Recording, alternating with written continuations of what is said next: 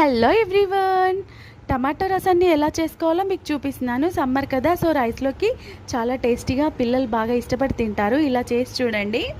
ముందుగా ఒక 2 టమాటాలని కట్ చేసి వాటర్ పోసి ఉడకబెట్టి పక్కన పెట్టుకోవాలి. ఇది చల్లగైన తర్వాత ఇందులో పిప్పి తీసేసి రసాన్ని పక్కన పెట్టుకోవాలి.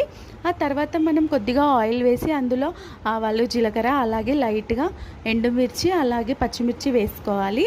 రుచికి సరిపడా సాల్ట్, అలాగే కొద్దిగా పసుపుని వేసుకొని ఇలా వేగిన తర్వాత ఇందులో కొత్తిమీర, కరివేపాకు కూడా వేసుకోవచ్చు. ఆ తర్వాత మనం రసం తీసి పక్కన పెట్టాం కదా, సో దాన్నైతే ఇందులో పోయాలి. ఇది మరుగుతూ ఉండగా కొద్దిగా కారపొడి, అలాగే ధనియా పౌడర్ వేసుకోవాలి. టేస్ట్ చాలా బాగుంటుందన్నమాట. పిల్లలు కూడా ఇష్టంగా తింటారు. సో వాళ్ళకు ఏది కనబడకుండా ఉంటుంది, సో ఇష్టంగా తింటారనమాట. సో నా రెసిపీ కనుక మీకు నచ్చినట్లయితే please like, share, subscribe to Sravani vlogs.